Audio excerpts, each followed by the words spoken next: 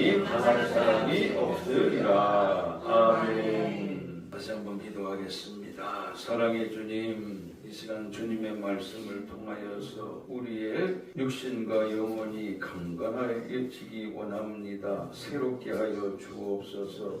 능력받게 하여 주옵소서. 받은 능력으로 교만치 않고 더욱 겸손하여서 많은 이들에게 주님의 구원의 능력을 전파할 수 있는 입술의 열매도 맺게 하여 주옵소서. 예수님 이름으로 기도하옵나이다. 아멘.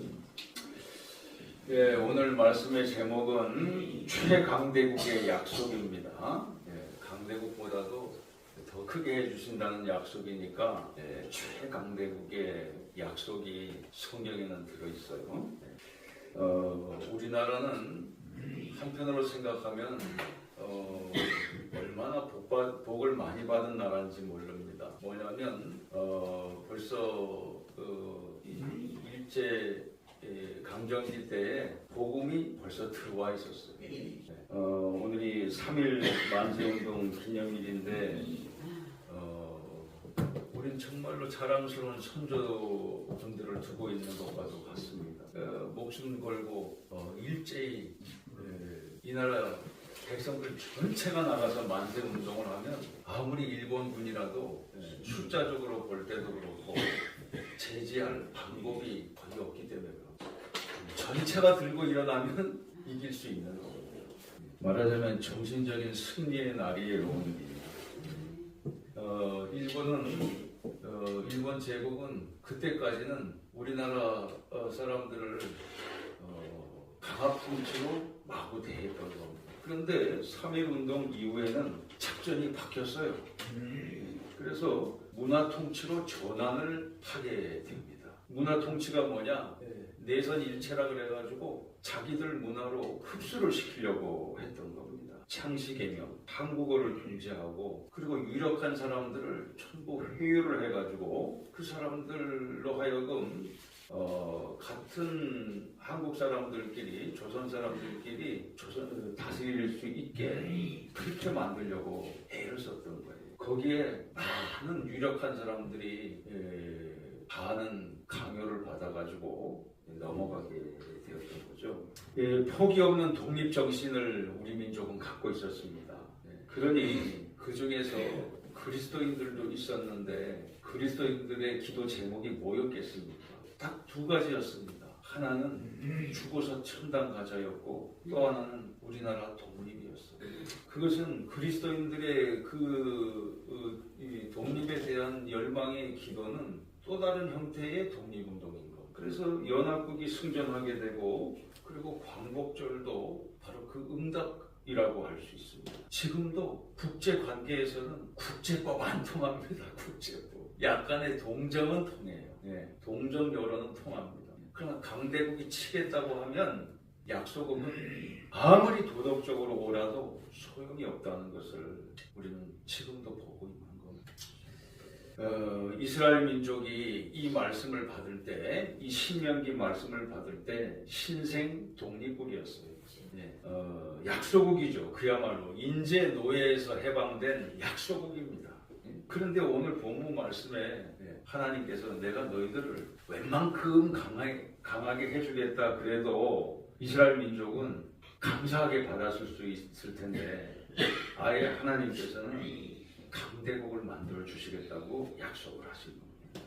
본문 22절에 그 비결이 나와 있는데 명하는 명령, 율법의 말씀을 잘 지켜 행하기만 하면 된다는 거예요. 그리고 너희 하나님 여호와를 사랑하고 여기 사랑한다는 것은 아하바라 그래가지고 뭐냐면은 그냥 사랑하는 게 아니고 목숨처럼 사랑하는 걸 아하바라고 합니다. 그래서 이스라엘의 유명한 화장품 중에 아하바 화장품이라는 게 있어요.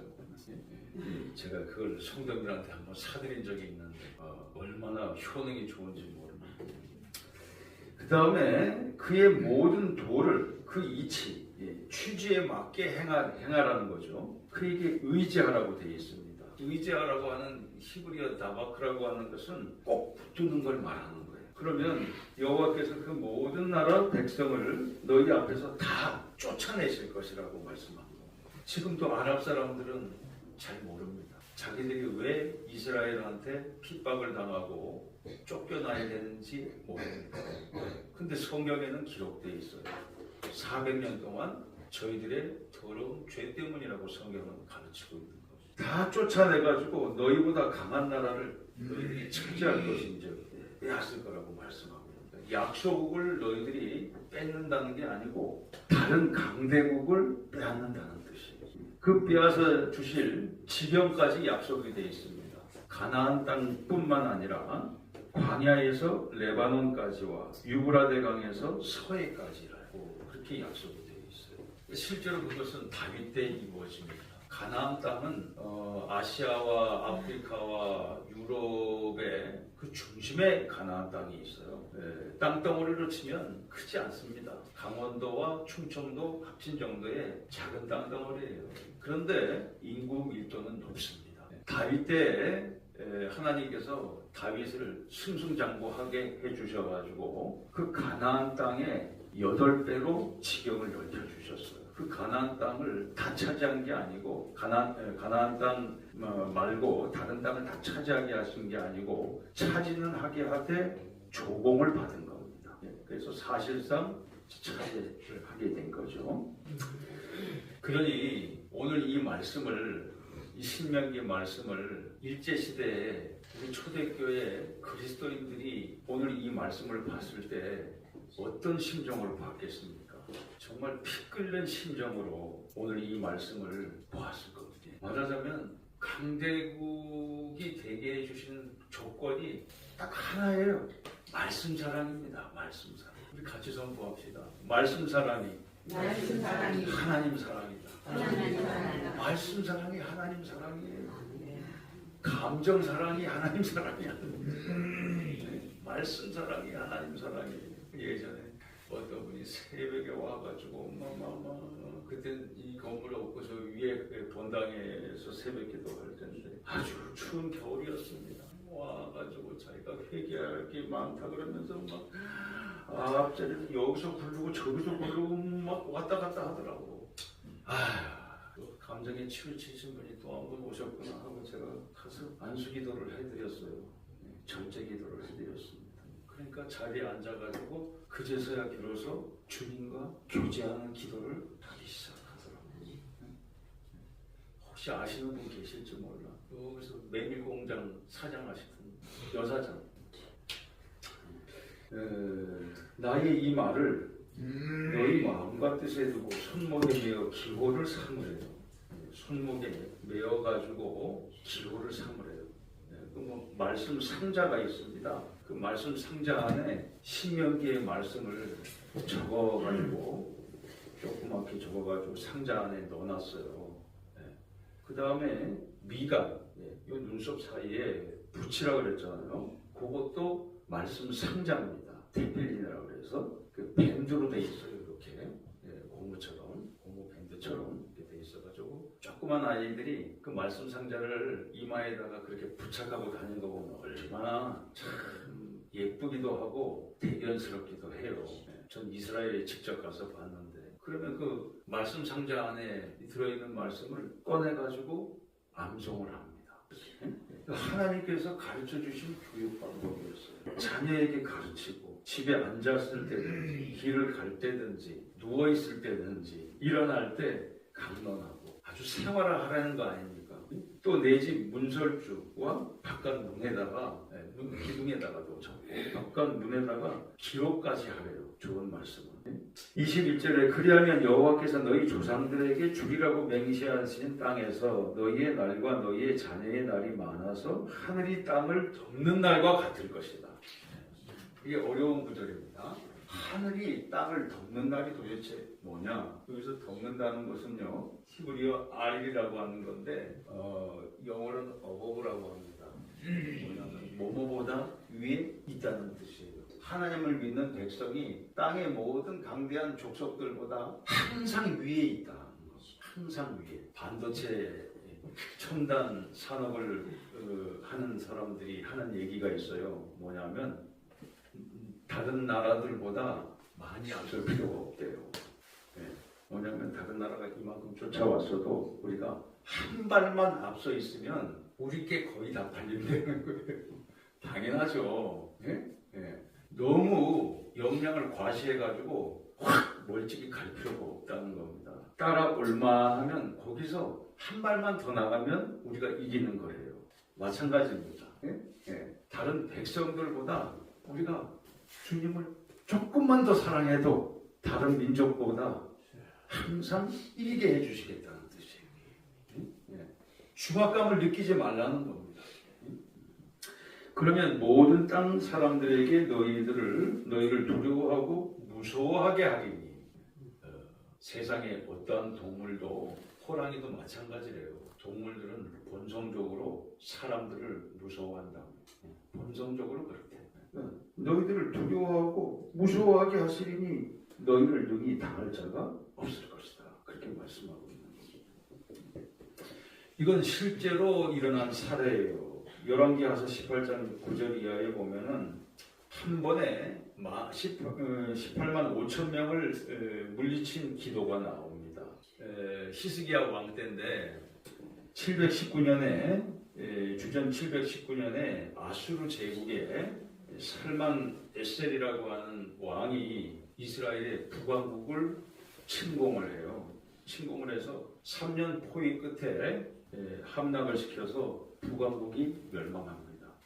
그렇게 되니까 북왕국이 있던 그 자리에 그래도 어저께까지는 자기 동족들이 살고 있었는데 북왕국이 있던 그 자리에 세계 최강대국이 그 앞에 딱 주둔을 해 있는 거예요. 그거는 어마어마한 위협이 되는 겁니다. 우리도 북한 땅에 중국과 러시아가 와 있다고 생각을 해보십시오. 이건 뭐 보통 큰 문제가 아닌 겁니다. 국방비는 아마 거의 절반을 써야 될 겁니다. 그러니까 북왕국이 멸망하는 걸 보고 남왕국 히스기야 왕이 아예 지레 겁을 먹고 먼저 항복을 해요. 항복을 하고 금만 500달란트, 금 1달란트는 14kg입니다. 금만 500달란트를 조공으로 바치고 앞으로도 주겠다고 약속을 합니다. 그런데 이 왕이 그걸 받아먹고 철수를 안 해요. 그건 뭐냐면 처음서부터 이스라엘을 멸망시키는 데 목적을 두고 온 겁니다. 돈 좀 받고 철수하려고 온 게 아니었어요. 아예 정복을 하려고 온 겁니다. 정복을 하면서 하나님을 비방해요. 그제서야 히스기야 왕이 깨닫고 하나님 앞에 기도하기 시작합니다. 머리에 재를 뿌리고 상복을 입고 기도를 하기 시작해요. 거기에 신하들도 동참하고 그리고 이사야 선지자한테 사람을 급파해가지고 나라를 위해서 기도해달라고 응답을 달라고 부탁을 합니다. 이사야 선지자가 그 응답을 들고 왕 앞에 나가서 하나님께서 말씀하시기를 하나님의 천사 한 명만 보내가지고도 18만 5천의 대군을 물리치게 해주겠다고 약속을 해요. 그리고 그 왕은 어떻게 되느냐? 자기 고국에 돌아가가지고 자기 아들들한테 처형당할 거라고 얘기를 해요. 그게 그대로 이루어지게 돼요. 그 일이 성취되고 나니까 정말로 이스라엘 민족을 주변의 나라들에서 두려워하기 시작합니다. 바로 그게 하나님께서 약속해 주셨던 일찍이 모세 때 약속해 주셨던 최강대국이 해 주시겠다고 하는 약속의 성취가 되는 겁니다. 지금 우리나라 한반도 주변에 세계 군사 강대국 1, 2, 3, 4위가 다 들어가 있어요. 우리나라가 5위인데 말하자면은 우리가 중고등학교 다닐 때 내가 반에서 1등인 줄 알았더니 보니까 전교 1, 2, 3, 4등이 다 들어와 있어요. 그러면 5등이 돼요. 만약에 뭐 그럴 일은 없지만 5명만 있으면 꼴찌가 되는 거예요. 우리나라는 긴장을 놓고 살 수 없는 나라예요. 절대로 긴장을 놓아서는 안 되는 나라입니다. 자칫하면 구한말처럼 아차하면 강대국들의 이해관계에 휘말리면 우리나라는 전장터가 되고 마는 그런 불리한 위치에 있는 나라입니다. 미국은 안 그래요. 미국은 본토를 침략당할 염려가 거의 없는 나라입니다. 미국을 침공하려면 태평양을 가로질러야 돼요. 중동에서도 바다를 한참 건너야 미국을 침공할 수 있습니다. 또 침공을 한다 한들 땅덩어리가 워낙 넓기 때문에 교전이 굳이 기수로 장기화되는 곳이 바로 그곳입니다. 우리나라는 안 그래요. 어쩌면 이 말씀을 주실 때 이스라엘보다도 더 약할 수 있는 위치에 있는 나라가 우리나라죠. 근데 하나님의 나라는 더 큰 나라예요. 하나님 나라 백성이 있으면 이 나라는 강대국인 게 틀림없는 겁니다. 우리가 하나님 나라의 권세를 받았을 때 이 나라는 세계 어떠한 민족도 넘볼 수 있는 강한 나라가 되는 줄로 믿습니다. 반대로 우리의 믿음의 힘이 약해지면 이 나라는 어김없이 약한 나라가 됩니다. 지금도 뉴스의 분석은 이랬다 저랬다 합니다. 그러나 따지고 보면 뉴스를 분석하는 사람들은 세상 사람들이에요. 그 분석은 어저께는 이랬다가 오늘은 달라질 수 있는 분석입니다. 말하자면 믿을 바 없어요. 1980년에 문대현이라고 하는 분이 작사 작곡으로 광야에서라고 하는 이 노래가 나왔어요. 그 노래의 가사입니다. 제가 조금 부를 수도 있는데 요새는 되게 조금 부르면 AI가 이걸 금방 간파를 하고 저작권 붙었다고 딱 올라오더라고요. 유튜브에서. 그래서 좀 조심스러워요. 그 가사가 이렇게 되어 있습니다. 해뜨는 동해에서 해지는 서해까지 뜨거운 남도에서 광활한 만주벌판 우리 어찌 가난하리요 우리 어찌 주저하리요 다시 서는 저 들판에서 움켜진 뜨거운 흙이여. 일제강점기 때 일본 사람들이 우리에게 교육시킨 것은 한반도를 토끼 모양으로 그려놨어요. 토끼 모양. 너희들은 약한 나라야. 응? 토끼가 어느 정도로 약하냐? 자기 새끼들을 보호하기 위해서는 살쾡이하고도 싸워요. 그런데 한 손에 당근을 들고 가면 당근 먹다가 새끼들 다 데려가더라고요. 토끼 모양으로 우리에게 주입식 교육을 했다고 그러었어요. 그런데 민족 사학자들이 그걸 대륙을 사로잡는 호랑이 모양으로 바꾸어 나왔습니다. 왜냐하면 본래 우리나라 땅이 저 만주벌판보다도 더 넓었어요.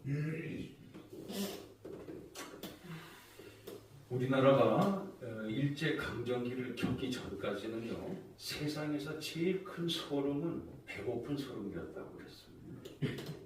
근데 일제강점기를 거치고 난 후에는 그 말이 바뀌었어요. 어떻게 바뀌었느냐? 나라 잃은 소름이 제일 큰 소름이라고 그랬습니다.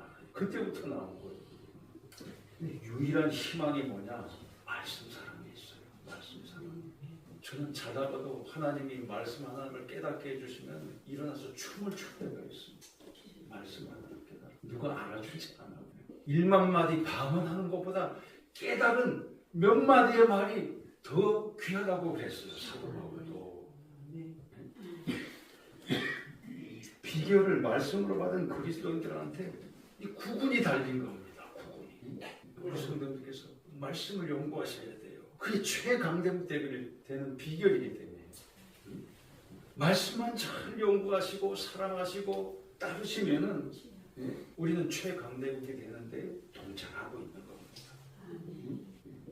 이 봄에 우리 성도님들께서 꼭 다른 결심도 많이 있으실지 모르지만 말씀을 사랑하는 결심을 합시다. 이 나라가 제일 강대해지면 우리 먹고 사는 건 걱정 없어져요.